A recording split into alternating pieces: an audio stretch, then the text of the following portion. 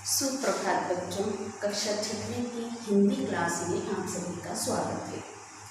आज हम पुनरावृत्ति अभ्यास कार्य में पाठ 4 हिंदी व्याकरण का पाठ 4 शब्द विचार लेकर आए हैं। हमने इसको डिटेल में हमने पहले पढ़ चुके हैं। अब इसकी पुनरावृत्ति करेंगे, रिवीजन करके हम उसका अभ्यास कार्य भी करेंगे। तो शब्द क्या होते हैं? दो वर्णों में जो मेल का सार्थक समूह होता है वो शब्द कहलाते हैं। जैसे दो या दो से अधिक वर्णों को हम जब मिलाते हैं तो एक सार्थक उसका अर्थ निकलता है।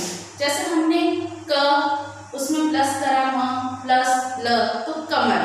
कमल शब्द बना, मतलब एक फूल है, कमल का एक फूल होता है, तो इसका कोई अर्थ निकल रहा है। तो ऐसे शब्दों को जो सार्थक अर्थ देते हैं वो शब्द कहलाते हैं। अब शब्द का वर्गीकरण जो होता है, शब्द के प्रकार जो होते हैं वो 4 प्रकार के शब्द होते हैं। स्रोत या उत्पत्ति के आधार पर, फिर रचना के आधार पर, अर्थ के आधार पर और प्रयोग के आधार पर शब्दों को 4 प्रकार से बांटा गया है। शब्द को 4 प्रकार, पहले उसकी उत्पत्ति, उसकी रचना, उसका जन्म कहाँ से हुआ, शब्द कहाँ से निकला है, इसका स्रोत क्या है, उसकी उत्पत्ति क्या है, फिर उसकी रचना किस प्रकार की गई है और फिर उसका क्या अर्थ निकल रहा है। अर्थ के आधार पर भी 2 प्रकार में बांटा है और फिर प्रयोग के आधार पर भी 2 प्रकार में बांटा है और फिर उसके प्रकार है। अब हम सबसे पहले देखेंगे कि शब्द को स्रोत या उत्पत्ति के आधार पर कितने भागों में बांटा गया है।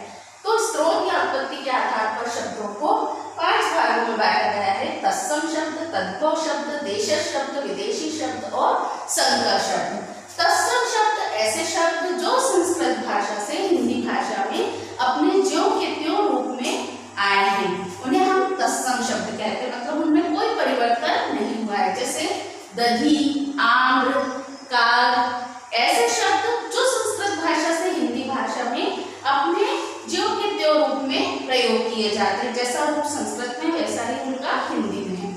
तद्भव शब्द, तद्भव जो संस्कृत भाषा से हिंदी भाषा में अपने बदले हुए रूप के साथ प्रयोग किए जाते हैं। जैसे दही संस्कृत में बोलते हैं लेकिन दही, तद्भव शब्द में दही, आम, इस तरह संस्कृत से हिंदी भाषा में आने पर उनके रूप में परिवर्तन हो गया, इसलिए वो तद्भव शब्द कह रहा है। देशज शब्द जो हमारी लोक भाषाओं या बोलियों से हमारे देश में ही उत्पन्न हुए ऐसे शब्द देशज शब्द कहलाते हैं। जैसे खटपट, लोटा, कटोरी, इस तरह थप्पड़, झापड़, ऐसे शब्दों को हम देशज शब्द कहते हैं। विदेशी शब्द हिंदी भाषा में अन्य भाषाओं से, जैसे अंग्रेजी, पुर्तगाली, अरबी, फारसी, इन भाषाओं से कई शब्द हिंदी भाषा में आ गए हैं, इसलिए उन्हें विदेशी शब्द कहते हैं। जैसे स्कूल, टेलीफोन, कई तरह के ऐसे इस तरह के शब्द हैं।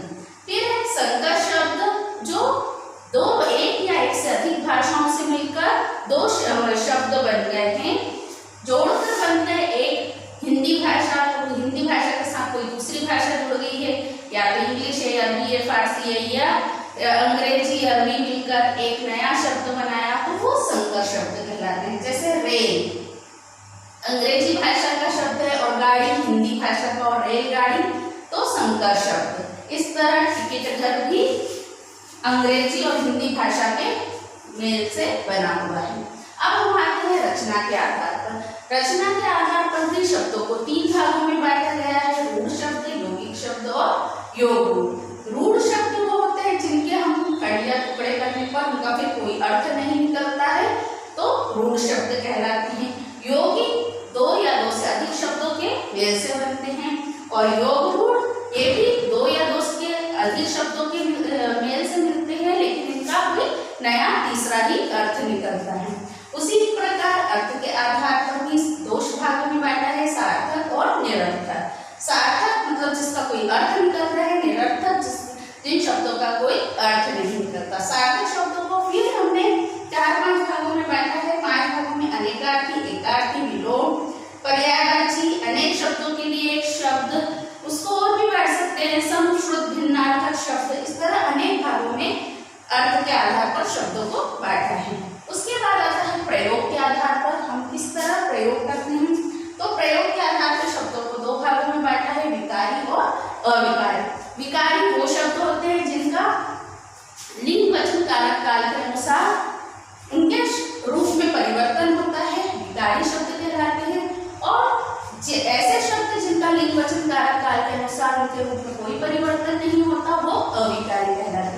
विकारी शब्दों को 4 भागों में बांटा है, संज्ञा, सर्वनाम, विशेषण और क्रिया। उसी तरह अविकारी शब्दों को भी 5 भागों में बांटा है, क्रिया, विशेषण, संबंध बोधक, समुच्चय बोधक, विस्मयादि बोधक और निपात। इन सब के बारे में पहले जो वाली वीडियो में विस्तार पूर्वक बताया गया है, तो आप यहाँ देखें। अब हम इसका अभ्यास कार्य करेंगे। अभ्यास कार्य करने के लिए आप सभी अपनी अपनी किताबों को खोलेंगे और पेज नंबर 25 पर निकालेंगे। 25 पर पहले एक्सरसाइज है, सही विकल्प पर सही का चिन्ह लगाइए। इसमें क है, फारसी का शब्द है, दवादारू, प्रवक्ता या भक्ति, तो सही उत्तर इसका आएगा दवादार। ख है, देश शब्द बना है, देश दश प्लस ज से या देश प्लस ज से या दे प्लस श से, तो इसका उत्तर जो है वो ब वाला सही है, देश प्लस ज। ग वाला देखेंगे हम, संकर शब्द का आशय है, विदेशी भाषा का शब्द, 2 भाषाओं के शब्दों से मिलकर बना शब्द, तत्सम शब्द, तो इसमें सही उत्तर है व वाला, 2 भाषाओं के शब्द से मिलकर बना शब्द। घ है, विदेशी भाषाओं से आए हुए शब्द कहलाते हैं, देश शब्द, आगत शब्द या संकर शब्द, तो आगत शब्द, विदेशी भाषाओं से आए हुए शब्द आगत शब्द कहलाते हैं। ड़, मूर्ख के अर्थ में गधा शब्द का प्रयोग करते हैं, गधा शब्द है रूढ़, योगी या योग रूढ़, तो रूढ़ शब्द है, इसका उत्तर अ वाला आएगा, रूढ़ शब्द। अब एक्सरसाइज हम दूसरी देखेंगे। पुस्तक में दिए गए उचित शब्दों से रिक्त स्थानों की पूर्ति कीजिए। शब्दों के वर्गीकरण के आधार हैं 4 या 6, तो सही उत्तर आएगा 4। ख वाला देखेंगे, खालिस्तान भाषा की सबसे छोटी इकाई है, वर्ण या शब्द, तो वर्ण भाषा की सबसे छोटी इकाई होती है। ग, संस्कृत से हिंदी में आए शब्द जिसका रूप बदल गया है, खालिस्तान कहलाते हैं। तद्भव या तत्सम, तो तद्भव शब्द। घ है, विदेशी भाषाओं से आए शब्द खालिस्तान होते हैं, आगत या देशज, तो आगत शब्द। अब प्रश्न हम 3 लेंगे।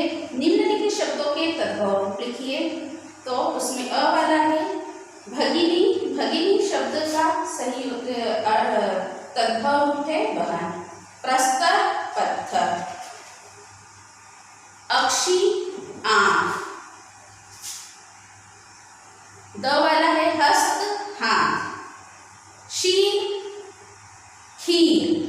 वसन, कपड़ा।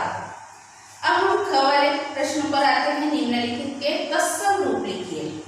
पीला, पीत। ब है, पेड़, पाग। स, भीख, भिक्षा। द, खेत, क्षेत्र। य, पत्ता, पत्र।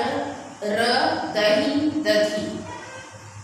अब है प्रश्न 4, दिए गए शब्दों के सामने उनकी भाषा का नाम लिखिए। इसमें हमें भाषा बताना है। चाबी, चाबी पुर्तगाली भाषा से आया है। लीची, चीनी भाषा से आया है।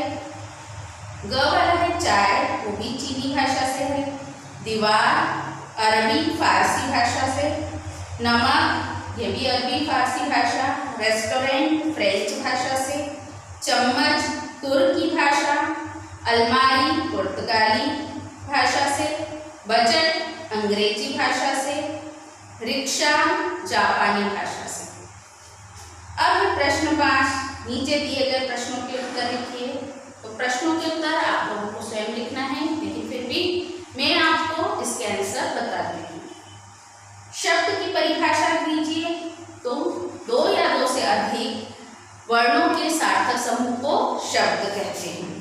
अर्थ के आधार पर शब्द के भेद बताइए, तो अर्थ के आधार पर शब्द के 2 भेद होते हैं, सार्थक और निरर्थक। फिर सार्थक शब्द के अनेकार्थी, एकार्थी, विलोम, पर्यायवाची और अनेक शब्दों के लिए एक शब्द। स्रोत या उत्पत्ति के आधार पर शब्द के भेद बताइए, प्रत्येक के 2-2 उदाहरण दीजिए। तो स्रोत या उत्पत्ति के आधार पर शब्द के 5 भेद होते हैं। तत्सम शब्द, जिसके उदाहरण गधी, आम। तद्भव शब्द दही, आम। देशज, खटपट, लोटा। विदेशी, स्कूल, टेलीफोन। संकर, रेलगाड़ी, टिकट घर। देशज शब्दों से क्या, इसके पहले घ वाला है, तत्सम या तद्भव शब्दों में क्या अंतर होता है? तो तत्सम शब्द संस्कृत भाषा से हिंदी भाषा में, संस्कृत भाषा से हिंदी में अपने ज्यों के त्यों रूप के साथ आने वाले शब्दों को तत्सम शब्द कहते हैं। और तद्भव शब्द ऐसे शब्द जो संस्कृत भाषा से अपने बदले हुए रूप के साथ प्रयोग किए जाते हैं, उन्हें तद्भव शब्द कहते हैं। और उसके आपको उदाहरण भी लिखना है। इसके बाद है ड वाला, देशज शब्दों से क्या अभिप्राय है, उदाहरण देकर स्पष्ट करें। तो देशज शब्द ऐसे शब्द जो क्षेत्रीय भाषाओं या फिर देश की अनेक भाषाओं से हिंदी भाषा में आ गए हैं, देशज शब्द कहलाते हैं। और इनके बहुत सारे उदाहरण हैं, जैसे लोटा, चिड़िया, कटोरी, थप्पड़, छापड़। तो ऐसे शब्दों को हम देशज शब्द कहते हैं। संकर शब्द की परिभाषा दीजिए और उदाहरण दीजिए। तो संकर शब्द ऐसे शब्द जो दो या दो से अधिक भाषाओं से मिलकर बनते हैं, संकर शब्द कहलाते हैं। और इनके परिभाषा जैसे रेलगाड़ी, टिकट घर, इस तरह आपको इसके उदाहरण भी लिखना है। तो ये अभ्यास कार्य पूरा हुआ और आप